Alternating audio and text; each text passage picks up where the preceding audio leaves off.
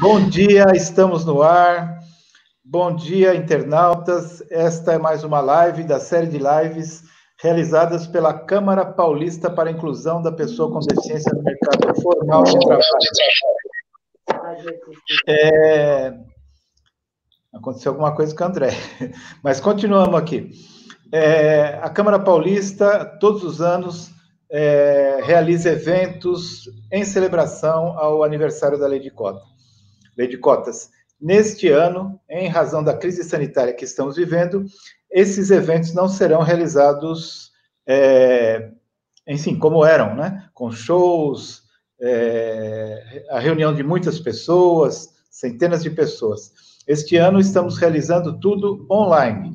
E esta série de lives entrevistando pessoas com deficiência é mais um projeto desta série de comemorações pelo 29º aniversário da Lei de Cotas, uma legislação importantíssima no Brasil, que tem garantido a inserção, a inclusão no mercado de trabalho de centenas de milhares de pessoas com deficiência. Se não fosse a Lei de Cotas, a realidade para as pessoas com deficiência em relação à inclusão profissional seria bem diferente. Então, graças à Lei de Cotas, temos avançado bastante na inclusão de pessoas com deficiência. Infelizmente, essa legislação sofre ameaças diuturnamente. Agora, recentemente, nós soubemos, anteontem, de uma notícia de mais um PL que ameaça a qualidade da Lei de Cotas, sem menosprezar outros grupos, outras minorias sociais que também passam por grandes dificuldades para a inserção no mercado de trabalho. Nós respeitamos e apoiamos a inclusão de todos no mercado de trabalho com dignidade, mas isso não pode afetar a qualidade da Lei de Cotas e a efetividade da Lei de Cotas. Então, continuamos lutando pela manutenção da Lei de Cotas, pelo aprimoramento da Lei de Cotas, para que cada vez mais inclua mais e com maior qualidade as pessoas com deficiência no mercado de trabalho. E hoje estamos aqui em mais uma live, vamos entrevistar a Andréa Tuck, e antes disso, eu cumprimento aqui o nosso intérprete de Libras, Luan. Por favor, Luan, se apresente aqui para o nosso público. Bom, meu nome é Luan, tenho 33 anos, pele morena, cabelo de barros pretos, olhos escuros também. Estou utilizando uma polo cinza com o logo do Norap na frente. Então, Andréia, eu vou me autodescrever também para você pegar o jeito, para ver como que a gente tem se autodescrito, para facilitar aí a acessibilidade para as pessoas cegas. Eu sou o Tuca Munhoz, sou um homem branco, tenho 62 anos, barba, bigode, cabelo grisalhos, cabelo cortado bem baixinho, máquina 1. Estou hoje vestindo uma camisa social azul marinho, uso pequenos brincos de argola, o fundo é aqui do meu apartamento, uma parede bege. Você, Andréia, por favor, se apresente, se autodescreva. Bom dia a todos, bom dia, Tuca, bom dia, Luan.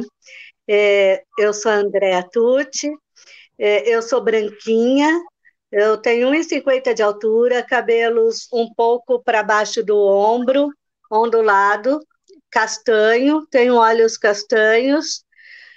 Eu estou hoje com um batonzinho vermelho e estou com um brinquinho aqui que é um solzinho.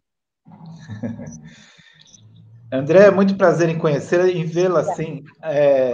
Nós havíamos já conversado, mas a gente nunca tinha se visto. Bom, você continua não me vendo, eu acredito, né? Sim. Mas o seu sobrenome se pronuncia Tucci, é isso? Tucci. Então você é branquinha e baixinha também, né? Isso, branquinha, baixinha, tudoinha. Escuta, André, você é de Santo André, do ABC, região do ABC paulista, né? Como é que vai aí a cidade de Santo André? Eu trabalhei durante vários anos aí em Santo André.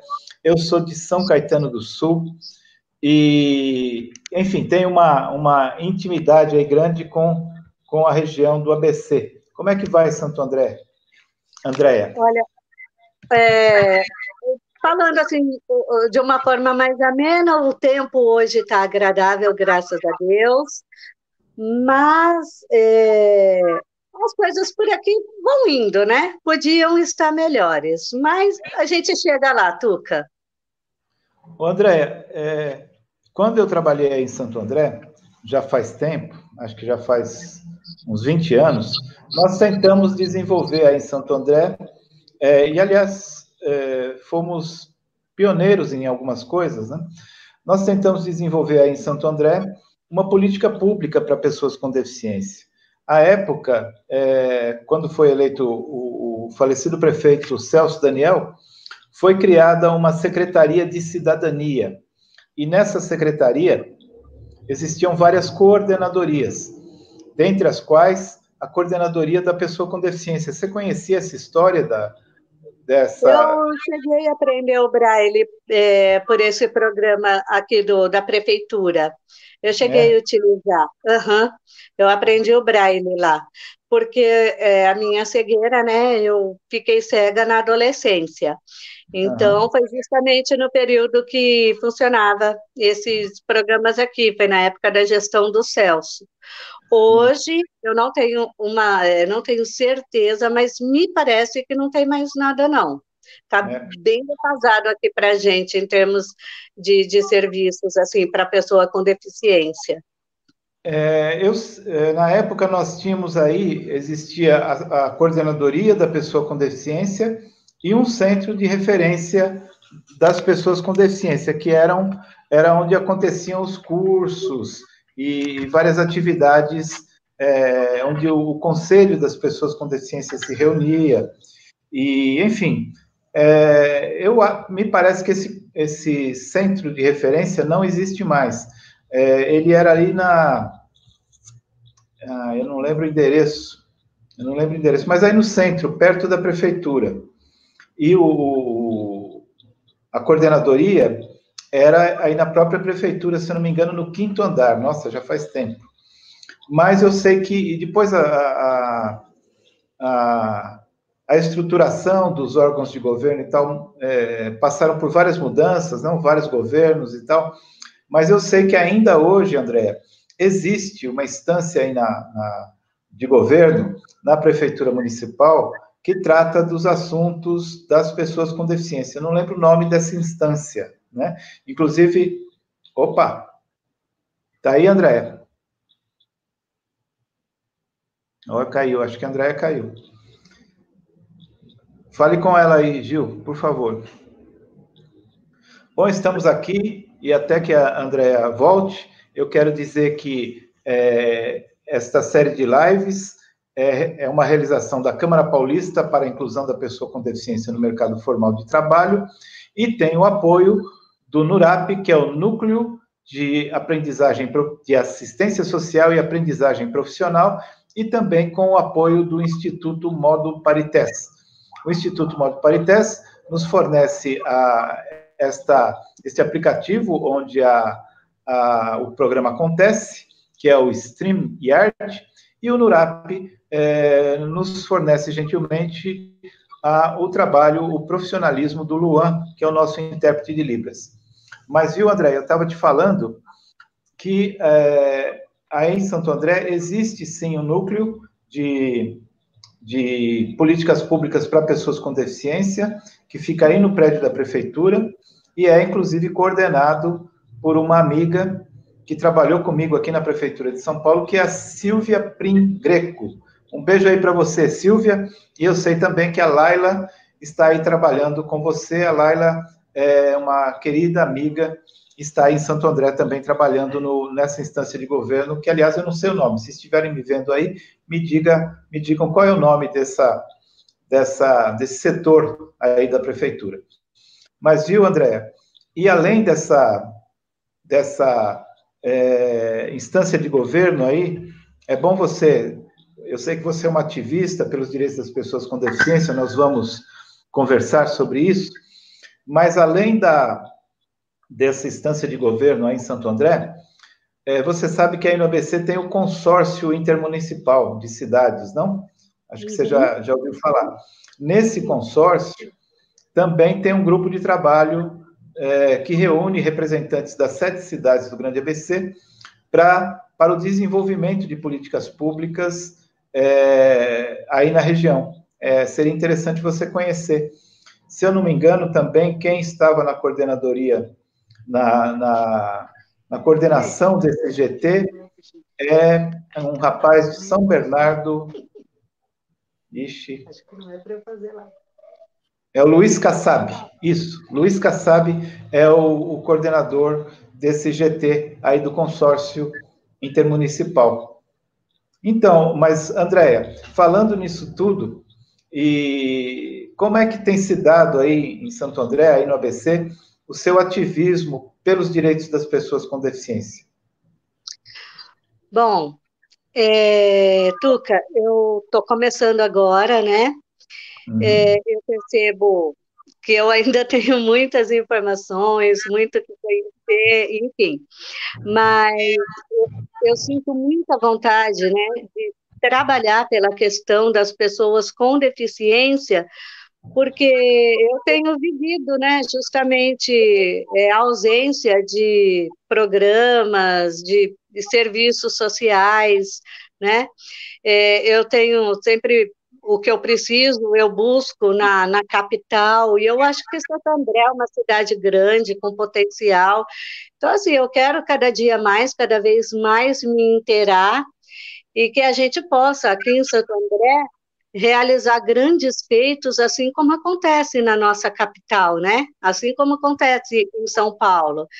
Então, eu tô no começo, mas com muita vontade, bem engajada mesmo, de me inteirar de toda a situação e fazer as coisas acontecerem.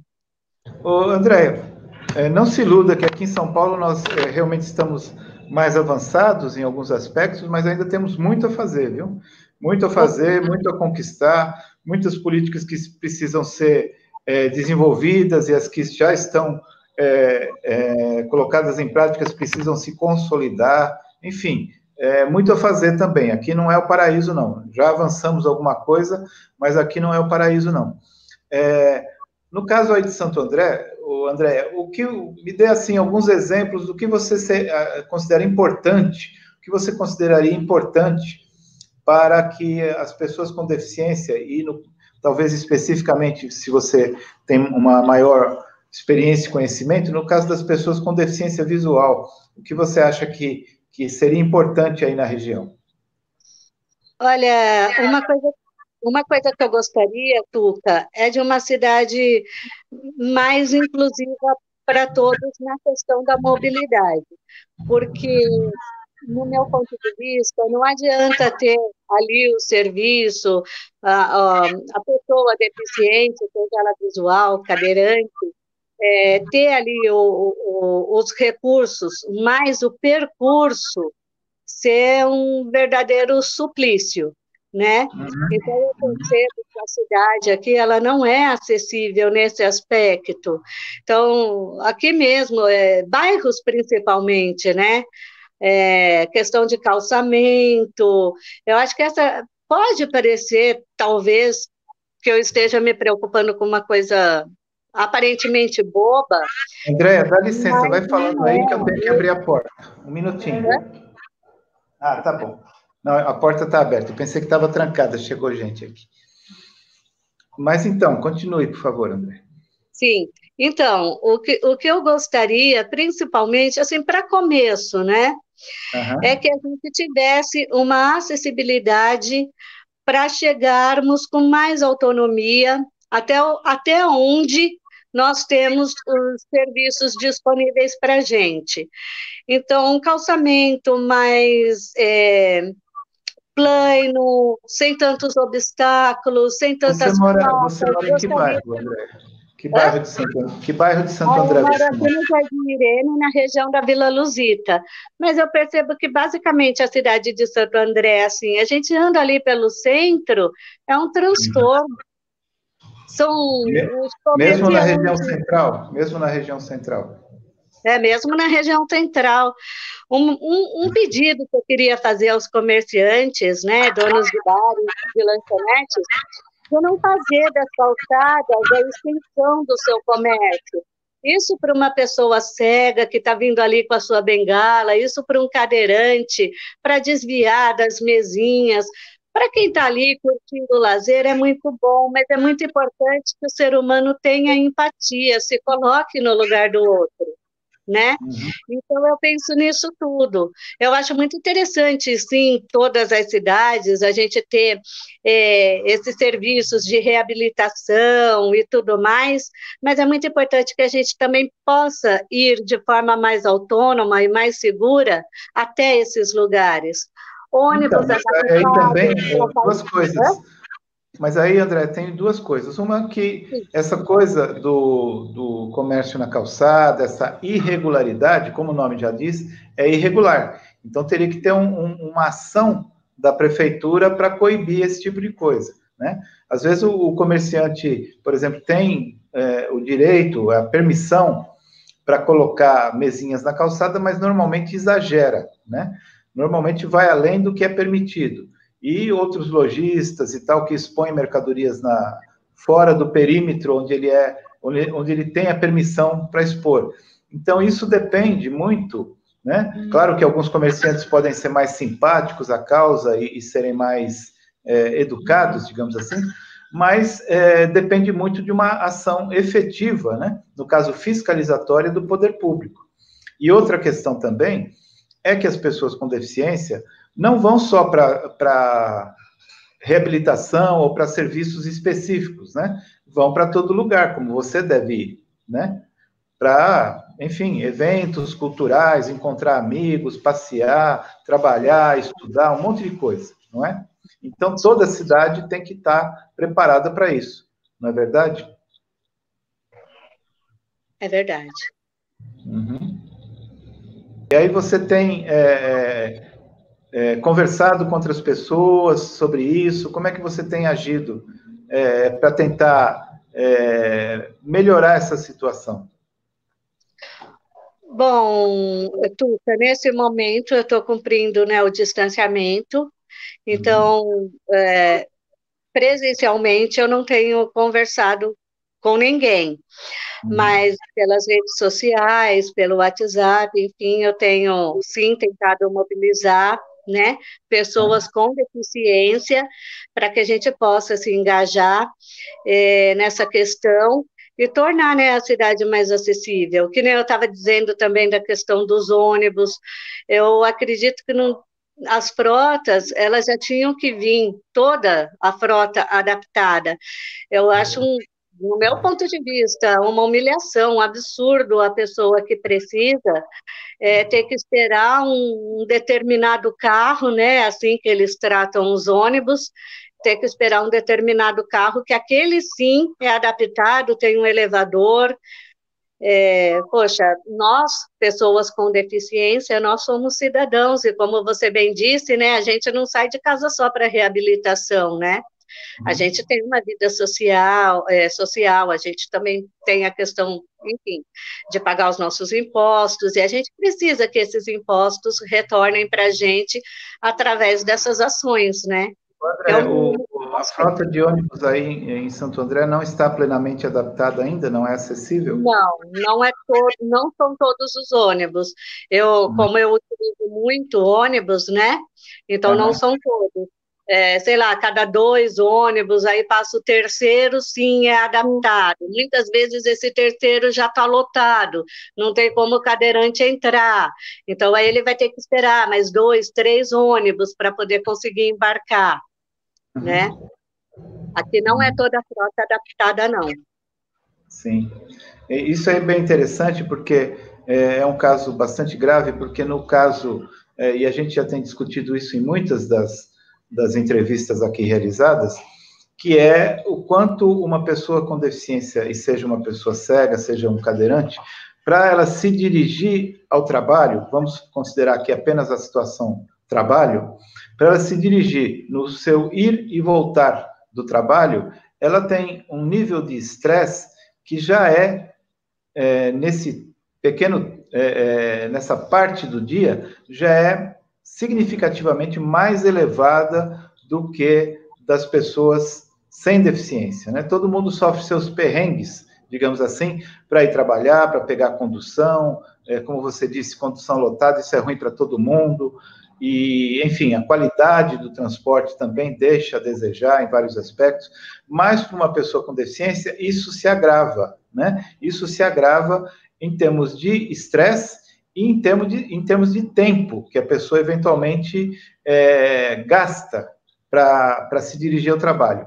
No seu caso, eu acho que é comum, no caso de pessoas cegas, acaba, se você contabilizar, né, isso a gente está fazendo uma suposição. O tempo que você gastaria para sair da sua casa e chegar ao ponto de ônibus seria maior do que uma pessoa sem deficiência, não é verdade? Só para ter um exemplo, né? Então, você teria que sair mais cedo de casa para chegar no mesmo horário de uma pessoa sem deficiência, não é verdade? Exatamente. Isso dado a falta de condições de acessibilidade nas calçadas, no transporte e tudo mais, né? Isso é interessante porque eu acredito, e gostaria de saber a sua opinião, isso tem que ser considerado quando se pensa nas políticas públicas, na inclusão social das pessoas com deficiência, não?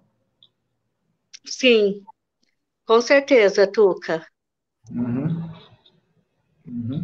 Então, são coisas assim que a gente tem que, vamos dizer assim, ir colocando na conta, né, de todos os problemas que as pessoas com deficiência enfrentam, não é verdade? Que são vários, né? Que passou um carro aqui, Tuca, me desculpa, eu acabei escutando só de forma superficial, mas é algo, sim, que eu, como ativista e como militante, é algo que eu estou querendo, sabe, trazer para a minha pauta, levar lá para a Câmara Municipal, levar para os movimentos ativistas, eu acho que a gente precisa lutar por isso. E só um detalhe, Tuca, falando a respeito dos ônibus, os poucos que têm os elevadores para as pessoas cadeirantes, os poucos que têm, muitos estão com problemas. Eu já peguei por várias vezes o cadeirante, o motorista, né, tentando fazer ali o mecanismo funcionar, o elevador funcionar, e perde um tempão ali, não é nem pelo tempo, porque eu me coloco no lugar da pessoa cadeirante, né? Porque eu também sou pessoa com deficiência.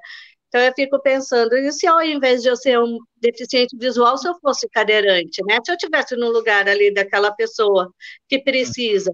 E aí, quando aparece um ônibus adaptado, esse ônibus está quebrado, né? O mecanismo está quebrado, a pessoa tem que ficar. E, novamente, esperar um outro ônibus. Então, o pouco que tem também está muito mal conservado. Essa questão dessas chamadas plataformas elevatórias, né, que é esse mecanismo aí que tem nos ônibus, é um problema comum. Aqui em São Paulo também há muita reclamação em relação a isso, a manutenção desse equipamento, né, porque o que nos faz pensar que não há manutenção. Ou o equipamento é de muito má qualidade e quebra muito rapidamente, ou não há manutenção, não há cuidado com esse equipamento, né?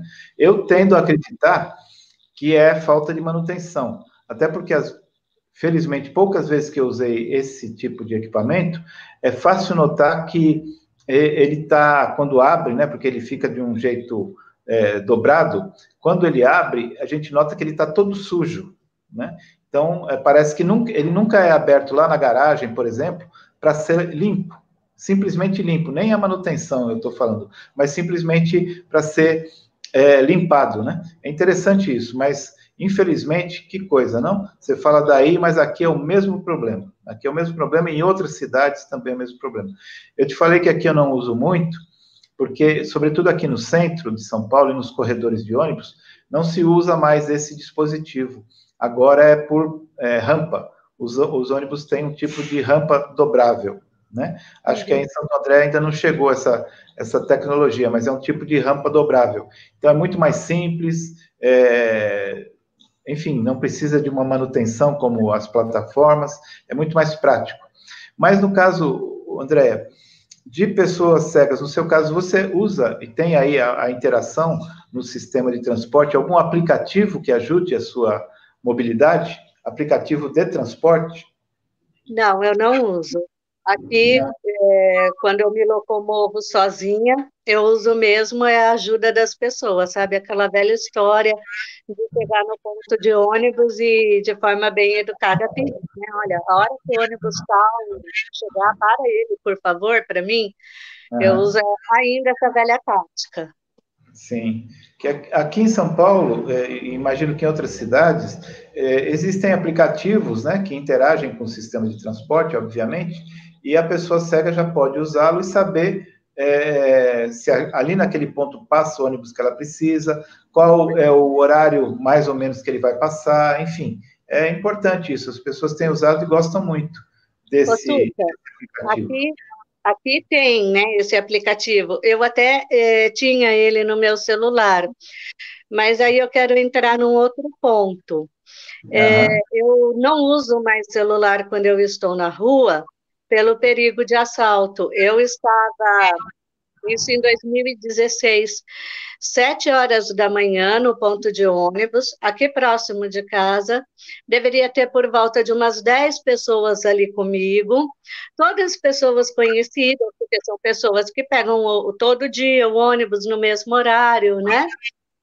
E aí eu estava com meu celular na mão, verificando, e aí passou um rapaz, 7 horas da manhã, infelizmente ele já estava sob efeito de drogas, aí ele me deu um tapa aqui, né? Me deu um tapão aqui, puxou o celular da minha mão, e aí disse, se gritar, morre. Ele ainda falou isso 2 vezes e levou. Graças a Deus que ele levou o celular, né? As pessoas ali ficaram muito assustadas, ninguém reagiu, porque a gente, né, não tinha como saber se ele estava mesmo, de fato, armado depois da ameaça.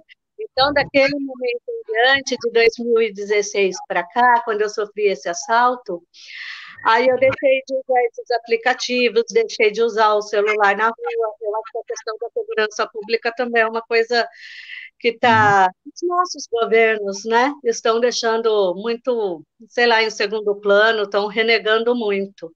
Então, quer dizer, existem os recursos. O aplicativo até que eu tinha, muito bom, foi até um deficiente visual que desenvolveu, que mora em São Caetano, uma pessoa que eu gosto bastante, né? Mas eu não uso por causa disso. É uma pena, porque de fato ajuda muito, né? As pessoas que têm usado, inclusive, o Google Maps, né, para se orientar, saber de endereços e tal, ajuda muito, né? Mas você não devia desistir, não, porque você não foi. Se todo mundo que teve o celular roubado desistisse de usar celular, ninguém usaria. Isso é verdade. Mas não é eu fiquei verdade? com muito trauma, sabe? Não, mas... Essa questão de assalto traumatiza muito. Eu acho que o poder público tinha que olhar um pouco também para isso. Traumatiza demais. Eu passei noites tendo pesadelo, né, com a voz daquele rapaz que grita, morre, né?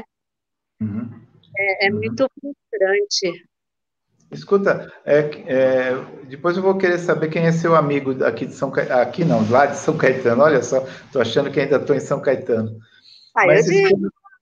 Não, depois você me fala, não vamos. Ou então manda um abraço para ele aí, manda um beijo para ele, aí ele a gente manda o link do programa para ele depois. Tá bom. Quer que eu mando? Posso mandar um abraço? Posso mandar um abraço para ele, Tuta? Sim, claro. Ah, tá, então vamos lá. É o Luiz Eduardo. O Luiz Eduardo, a Priscila, um abraço para eles. Beijão para os dois. Eles trabalham na Micropower, não é? O Luiz Eduardo, que eu saiba, até a última notícia que eu tive, ele tinha se desligado da Micropower. A Micropower que desenvolveu o Virtual Vision, não é? Isso. Gosto muito do virtual, me ajudou demais. Olha só. O Michel. Michel é o proprietário da Micropower, né? E já há muitos anos, é um programa gratuito, né? Há muitos anos desenvolveu sempre com a participação de pessoas cegas no desenvolvimento desse programa. Muito interessante. Um abraço aí, Michel. E eu conheci o Luiz Eduardo há muitos anos e gostaria de reencontrá-lo, inclusive. Depois você vai me passar o contato dele. Olha só que coincidência feliz, né? Interessante. Mas escuta, Andréia, você estava nos contando que ficou com a deficiência visual na adolescência, é isso? Sim. Qual foi o que aconteceu com você? O meu caso é retinose pigmentar, que é uma degeneração na retina, né? Por isso, retinose pigmentar, retinose de retina e pigmentar, que ela vai perdendo a pigmentação, vai perdendo a vida. E reza a lenda que já tem estudos em outros países, até avançados, né? Eu tenho ainda muita esperança, mas financeiramente ainda não dá para mim. E aí eu acabei perdendo a visão ainda adolescente, por volta dos 17 anos, aí eu já não enxergava mais. Tem vários tipos, né, de retinose. Tem pessoas que passam a vida toda com retinose e conseguem manter o mesmo grau de visão. Tem outras pessoas que acabam perdendo a visão depois dos 40, dos 50. No meu caso, foi bem precoce. Você tinha quantos anos, no caso? Que eu cheguei na cegueira total por volta de 17. 17. Mas até uma certa idade você enxergou normalmente? Enxerguei. Lembro das cores, lembro da imagem das pessoas que eu conheci naquela época. Eu te pergunto isso, Andréia, porque eu sempre pergunto para as pessoas, aliás, queria te contar o quanto, realizando essas lives, eu tenho aprendido, percebido, já sabia disso, mas eu tenho tomado, digamos, a consciência de uma maneira mais forte, de quanto são diferentes as deficiências, né? Então, por exemplo, tem pessoas que são cegas desde nascença, tem outras que ficaram na infância, na adolescência, tem umas que são completamente cegas, tem outras que têm baixa visão. Na área da deficiência física, a mesma coisa, são vários motivos que levam à deficiência física, e são várias as deficiências físicas, as lesões medulares, a paralisia cerebral, a poliomielite, várias, né, as amputações, enfim, são muito, muito diversas, né? E cada pessoa acaba tendo um jeito de viver essa deficiência, né? E quando a deficiência acontece já num estágio da vida, por exemplo, na adolescência, a pessoa vivia de um jeito e passa a viver de outro, né? E eu pergunto muito para as pessoas se elas passaram por um período de luto, né? O luto de uma perda, né? Que leva às dificuldades até se acostumar a uma outra vida, né? Você passou por um período assim, André? De um luto? Né? Como é que foi isso? Esse período, eu fiquei... Foi por mais ou menos uns 2 anos, tá? Eu fiquei bem reclusa aqui em casa. A minha distração era só ouvir rádio AM. Esses tão famosos comunicadores de AM, eu acho que eu escutei todos, né? Escutava todos os programas, aquelas cartas cheias de emoção, de drama, enfim. Então, a minha vida era aquilo, né? Era o radinho. Fala o nome de um. Fala o nome de um desses comunicadores. Você lembra de um deles? Ou mais de um desses? Todos. Eu escutei o Eli, o Paulo Barbosa, Paulo Lopes, o Enio Barbosa, que é falecido, o Hélio Ribeiro, eu cheguei a pegar, Roberto Lozan, Paulinho Boa Pessoa. Nossa, eu escutei. O Paulinho Boa Pessoa é muita gente boa, viu? E o Eli também, é um cara bem simpático. São comunicadores que eu também cheguei a conhecer pessoalmente, achei bem simpáticos eles. Enfim, mas eu peguei eu cheguei a ouvir muito o Hélio Ribeiro.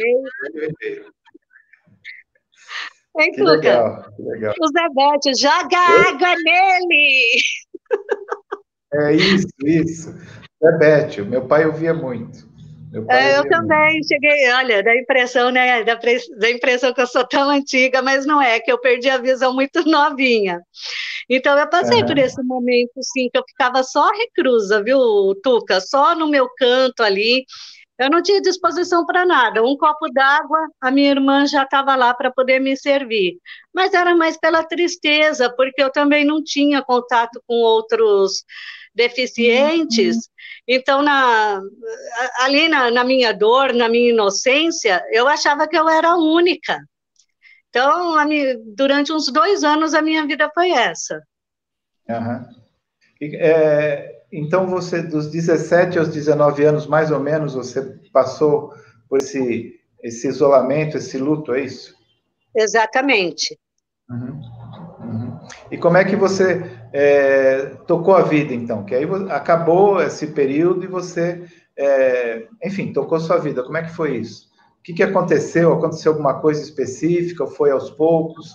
Como é que foi essa mudança aí positiva? Olha, foi bem radical. Os meus pais viram num anúncio aqui no jornal aqui em Santo André um curso de informática e telemarketing, né? E aí eu não tive opção, né? Eles simplesmente fizeram a minha inscrição. Esse curso era próximo ao serviço do meu pai, então ficou combinado. Na época eu não tinha locomoção, não tinha nada, estava vivendo esse isolamento, né? Então, meu pai me levava pela manhã, o curso era das 8 ao meio-dia. Aí, quando dava meio-dia, meu pai me pegava ali no curso e me trazia aqui para casa. Então, nesse curso, eu tive acesso, né? Passei a conhecer mais pessoas cegas, deficientes. E aí que eu fui tendo vontade, né, de viver, eu comecei a perceber, poxa, olha meu engano, eu achando que eu era premiada, né, que era só eu na vida. Mas olha só, e eles vivem normal, né? André, você lembra de alguém desse curso com quem você conviveu? Lembro. Ainda fez amizades e ainda... Eu conheci um rapaz cego aí, não sei se você conhece, um cara que eu gosto muito, mas faz tempo que eu não vejo. É o Johnny. Não sei se você conhece. O Johnny estava nesse curso. Então, eu conheci. O Johnny é muito gente boa. Conheci o Johnny. Boníssima. Inclusive também tem retinose, se eu não me engano. Sim, faz tempo que eu não vejo ele. Muito tempo. Me parece que ele está no interior, viu? Johnny, um beijo se você vê a live, se você nos vê. Ele está numa universidade, ele é funcionário de uma universidade, uma coisa assim. Isso. Mas que bom, olha só, que mundo pequeno, hein? De repente a gente tem os mesmos amigos, né? Inclusive o professor, Tuca, só te cortando um pouco, inclusive o professor deste curso participou de uma live com você esses dias atrás, o Carlinhos. O Carlos Ferrari? O Carlos foi meu professor nesse curso. Que legal. O Carlos é muito gente boa, gosto muito dele. Gosto muito dele. Uhum. Então, mas conta aí. Então, você foi para esse curso e começou a conhecer outras pessoas com deficiência. Isso foi importante para você? Foi muito importante. Esse curso, emocionalmente, claro que tecnicamente também ali o conteúdo, um curso muito bem feito, né? Pela ONG que o Carlinhos estava na época, né? Foi um curso muito bem estruturado, mas emocionalmente, né?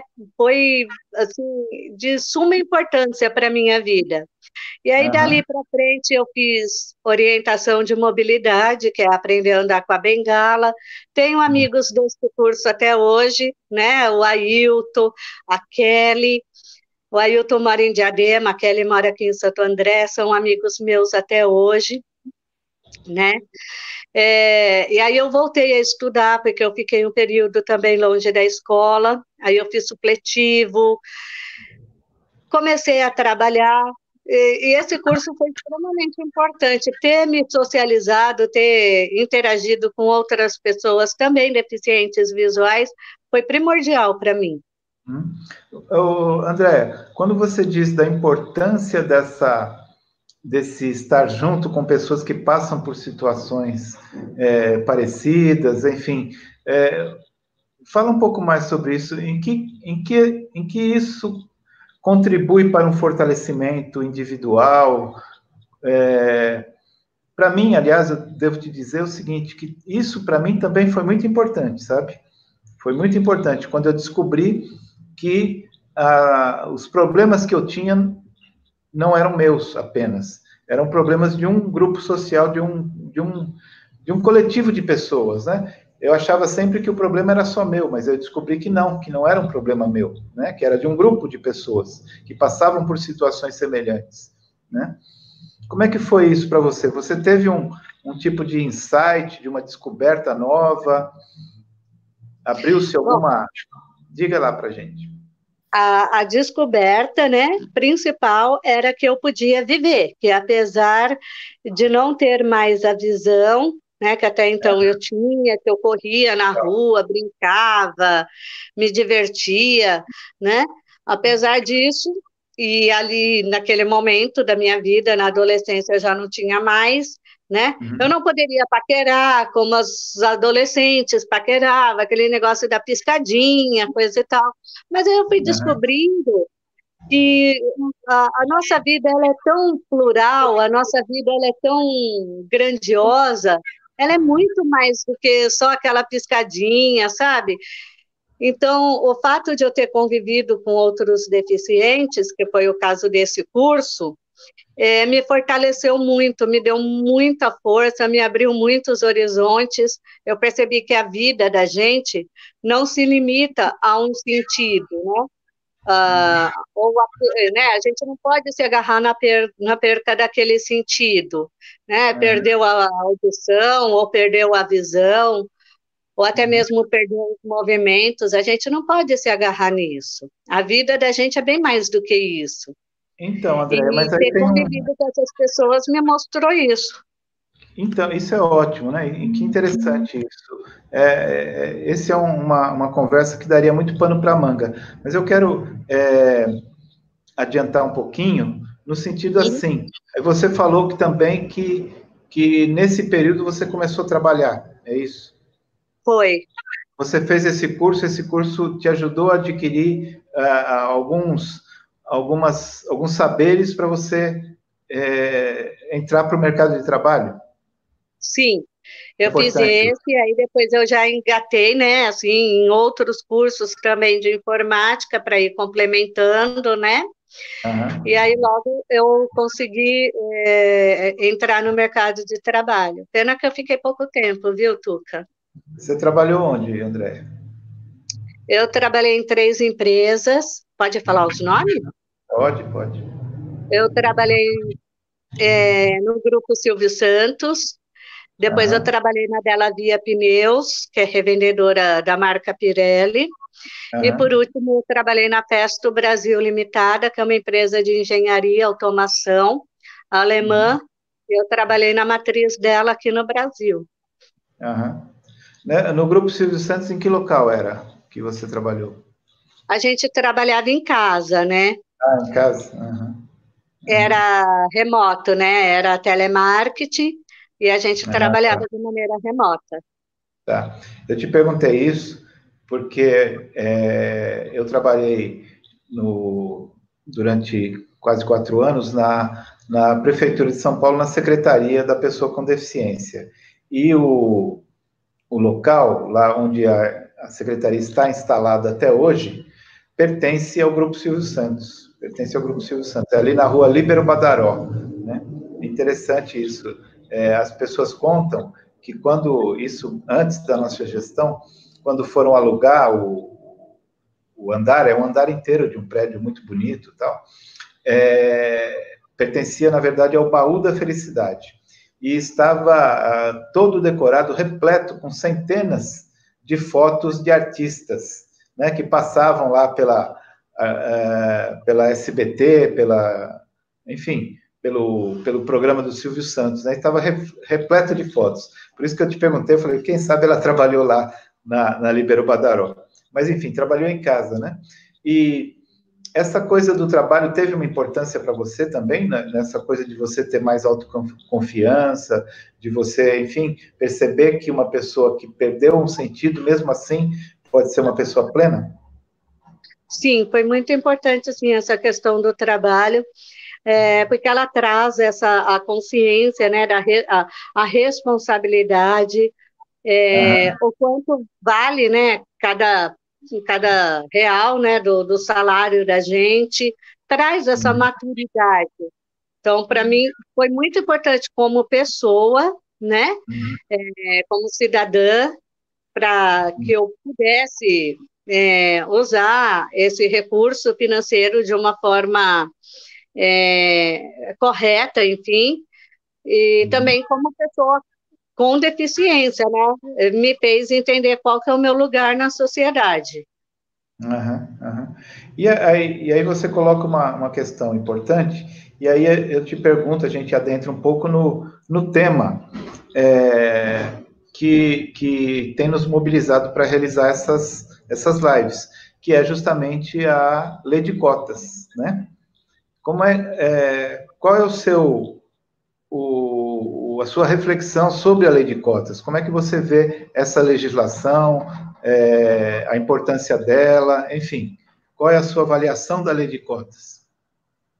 Bom, foi a lei de cotas que abriu as portas para mim, então eu tenho muita gratidão por ela, acho que é uma lei extremamente importante, porém, eu acho que ela podia ser um pouquinho mais bem trabalhada, talvez especificada, porque, pelo que eu converso com outros cegos, a nossa dificuldade para conseguir emprego é muito grande, porque a lei de cotas, eu não sei se eu estou equivocada, Tuca, se eu tiver, eu peço antecipadamente aqui desculpas, e peço para que você, claro, me corrija, mas pelo que eu sei da lei de cota, ela apenas exige que sejam contratadas pessoas com deficiência.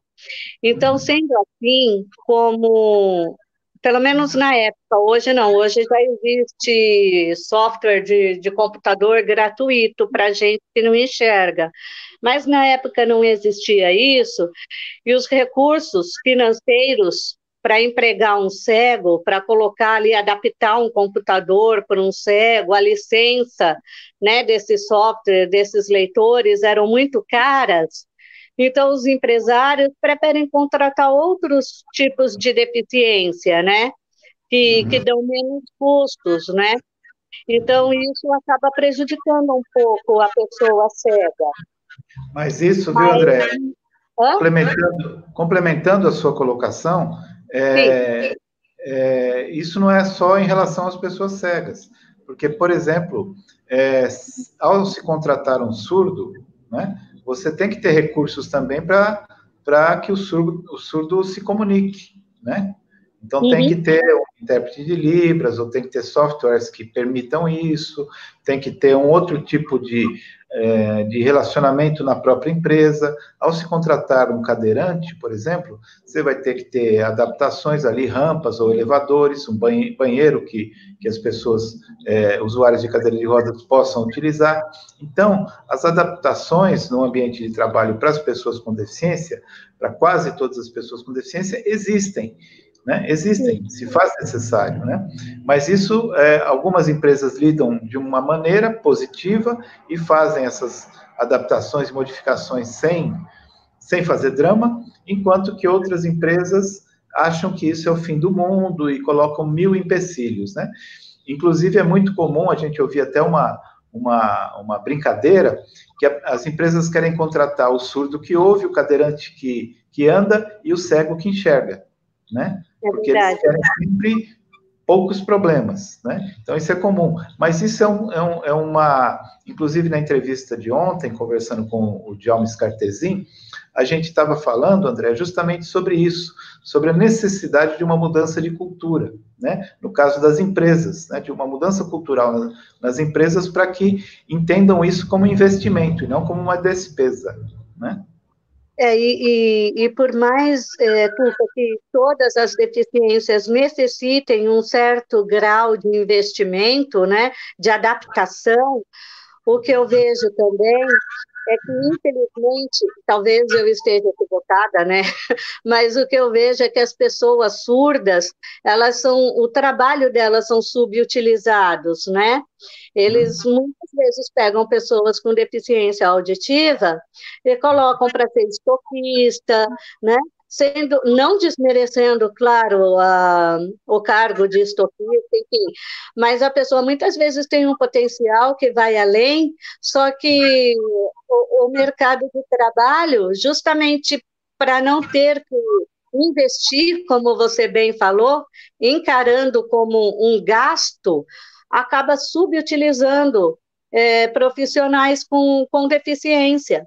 Os empresários deveriam entender que nós não somos gastos, nós somos investimento, e nós temos potencial, nós somos profissionais. Tem muita gente boa aí que está fora do mercado, que é pessoa com deficiência, e não consegue um espaço por causa dessa mentalidade. Ou Não, quando consegue, é um espaço assim, né, um serviço assim, né, subutilizado, assim. É muito triste isso. então, inclusive, André, quando eu entrevistei o Carlos Ferrari, eu coloquei uma questão bem antiga, que ele tinha me falado, eu acho que nessa época que ele deu aula para você, há muito tempo, que ele me falou que ele, à época, já tinha feito faculdade de administração, se eu não me engano, acho que era isso, faculdade de administração. Depois ele fez outras e tal. Mas na época ele já tinha, e ele não conseguia emprego de acordo com a qualificação dele. O emprego, as vagas que ele encontrava, né, eram sempre baixas, administrativas e coisas assim. Ou seja, a empresa, ainda existe essa mentalidade que está mudando, mas as empresas querem simplesmente contratar as pessoas com deficiência para cumprir a cota, e não para usufruir dos conhecimentos e da capacidade das pessoas com deficiência, né? Então, esse é um dado muito importante, mas que a gente, né, sua própria fala, sua própria postura, estou falando sua mesmo, né, no seu ativismo, na sua militância, tem contribuído para mudar, né? Isso é bem importante mesmo. E agora eu te pergunto outra coisa, André. Por que você acha que a lei de cotas está sempre ameaçada? Por que ela é assim? Por que tem gente, né, que a gente nem talvez saibamos identificar pessoas ou instituições ou setores da sociedade brasileira, mas por que você acha que a lei de cotas está sempre ameaçada, como agora aconteceu recentemente, no final do ano passado também, houve um projeto de lei que ameaçou seriamente a lei de cotas? Por que você acha que isso acontece? Bom, a tua pergunta eu acho que já tem um pouquinho da resposta. Acredito que são vários fatores, Tuca, vários. Entre eles, muitas associações pelo país afora, né? Muitas associações ainda sobrevivem dessa questão dessa benfeitoria, né, para a pessoa deficiente. É importante que a pessoa deficiente esteja ali precisando, né? A palavra estava na minha cabeça, mas fugiu, né? Essa questão de querer fazer o bem a todo custo, então muitas associações se agarram nisso. Assistencialismo, talvez seja. Isso, é isso aí mesmo que eu queria lembrar. E também a própria questão, desculpa, às vezes eu paro, é porque está fazendo eco a minha voz, viu? Aí eu acabo me perdendo, desculpa. Não se preocupe, não se preocupe. E o outro ponto, Tuca, no meu ponto de vista, é justamente isso que a gente estava falando anteriormente. A questão dos empresários encararem como despesa, como gasto, e não como investimento, de não utilizar a capacidade que o deficiente tem, o profissionalismo que a pessoa deficiente tem, né? Então, muitos empresários acho que adoraria, né, que essa lei acabasse, até porque se eles não empregam a parcela ali exigida pela lei, e caso haja a fiscalização, a gente sabe que as empresas são multadas. E quando mexe no bolso, né, ninguém gosta. Então, Sim. eu acho que é um pouquinho... Você acha, André, que isso tem a ver também, e aí eu quero te fazer a pergunta, tanto em nível individual como em nível da comunidade de pessoas com deficiência, você acha que isso tem a ver com o preconceito? E por falar em preconceito, você, pessoalmente, em algumas situações da sua vida, do seu dia a dia, você sente preconceito? Eu acho, sim, que tem preconceito, justamente quando, falando aqui da lei de cota, né, falando desse aspecto, quando o empresário nos vê como uma despesa e não como investimento, ele está agindo de forma pré-conceituosa, ele está criando um conceito, né, como a própria palavra diz, ele está criando um conceito de maneira antecipada, sem conhecer o potencial que a pessoa tem. E eu sinto, sim, que existe preconceito, existe discriminação. Eu passei isso com 11 anos na escola, quando a professora pediu para que a minha mãe me tirasse da escola, foi um ato de preconceito dela, né? Eu estava em sala de aula comum, eu tinha baixa visão na época, eu não conseguia mais ler na lousa, né?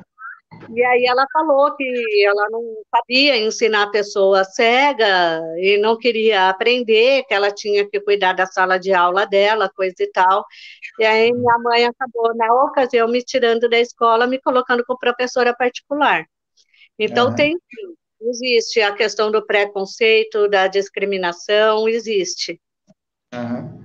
Então, aliás, isso tem sido discutido muito ultimamente, né, o que eu acho muito positivo, e já conseguimos nomear esse preconceito como capacitismo, né, e eu acho isso muito importante. Mas olha só, o nosso tempo, André, está quase se esgotando e ainda tenho coisas para te perguntar. E, enfim, gostaria de conversar mais sobre o preconceito, mas quero te perguntar sobre outra coisa agora, que é sobre as tecnologias. Você estava dizendo do celular, infelizmente aconteceu essa coisa desagradável com você, mas você usa bastante as tecnologias do celular, né? E usa muito para uma coisa específica que você me contou que adora fazer, né? E o que é isso, André? Como você usa o seu celular e o que você gosta tanto de fazer e essa tecnologia que tem no celular é tão importante para você? Eu gosto muito de ler, Tuca. Já que eu não posso ler, né, da maneira dita tradicional, digamos assim, e os livros em braille, hoje, as obras em braille são bem defasadas, né? Então, eu ouço os livros no celular, os livros que estão em formato digital, eu ouço no celular, através de um aplicativo que me permite. Qual é o aplicativo? Pode falar para a gente qual é o aplicativo que você usa? Eu uso um aplicativo chamado Voice Dream Reader. Ele é um aplicativo pago, mas também você comprou, pagou, é seu, está no seu aparelho, né? Claro, você quando de aparelho você pode migrar, né? A licença já é sua. Né? Ele é um aplicativo muito completo, tanto para pessoas cegas, porque ele tem recurso de voz, é claro, quanto para pessoas, sei lá, dá para quem enxerga também, dá para ali configurar o tamanho das letras, tudo mais. É um aplicativo bem legal. Eu te contei que eu aprendi, graças ao Carlos Ferrari, mais uma vez aqui, o nosso querido Carlos Ferrari, eu aprendi a utilizar um ledor, né, que eu tenho usado, mas é um ledor do próprio sistema do iPhone, né? Tenho usado bastante esse ledor e tenho lido também. Aí eu fico, ora eu leio um pouco ouço um pouco o livro, ora eu leio no Kindle, enfim, vou balançando, né? E é muito agradável, porque a gente pode ler, né? No caso nós que enxergamos, que podemos ler os livros, ler mesmo, eu posso, por exemplo, enquanto lavo louça ou enquanto faço exercício, ouvir o livro. Isso é muito prático, né? E é uma tecnologia, como você estava falando agora, que é para todos, não é para cegos, é para todo mundo que queira usá-lo, né? Exatamente. Uhum. E o que você tem lido? Olha, eu gosto muito de ler histórias reais, que a gente até estava nesse debate, né? Histórias reais, biografia, eu ponho ali um pouquinho de diferença entre um e o outro, que a história real, eu acho que ela se baseia mais, ela foca, né? Mais na questão do que as pessoas passam, aquela situação, né, específica.